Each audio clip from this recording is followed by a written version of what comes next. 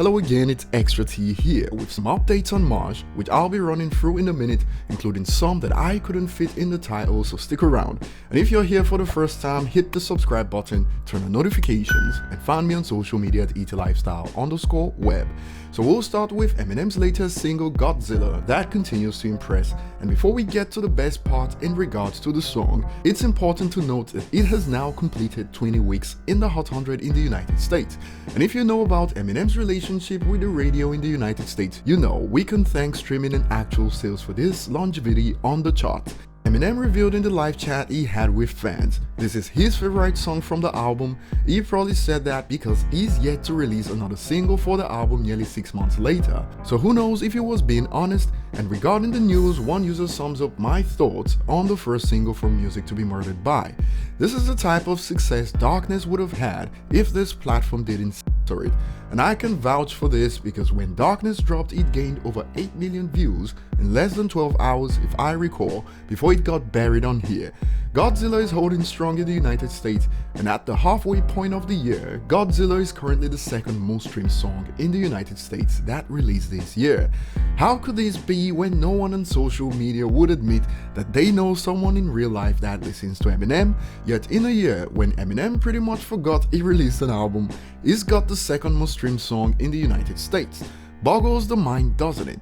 A user adds, Eminem without playlisting, promotion, payola, and radio play after 20 years in his career. Definition of iconic. And if you wonder why they want him gone, it's because he's always out of place in lists like this, as logically from industry trends, he shouldn't be making a list like this. On a global scale, Godzilla hit #1 in 3 countries and was a top 5 hit in 14 countries based on official country charts data that I could find on the internet. Next up today is about Eminem's classic album MMLP, and today, 20 years ago, it debuted at #1 on Billboard 200 albums chart to set a record that's yet to be broken in hip-hop music for first week sales, but it doesn't stop there. As you can see from the report, in the United States, since the SoundScan era began for counting sales in the country, MMLP is the best-selling rap album in history. So I hope this puts to bed the claims we often see on social media that Outkast's Speakerbox/Love Below is the top-selling hip-hop album in the United States. It is not. Stand from MMLP hit #1 in 12 countries, although it peaked at number 51 in the United States, and it is still quite common to see comments like, I can't believe people still stan Eminem in 2020 on social media. And while you spot the irony, we move on to the next topic at hand, where Twitter users showed up to debunk fallacies about Eminem. The original post that gained traction states, Eminem been trashed for 16 years faithfully, and being considered a top rapper to brothers is W privilege for real.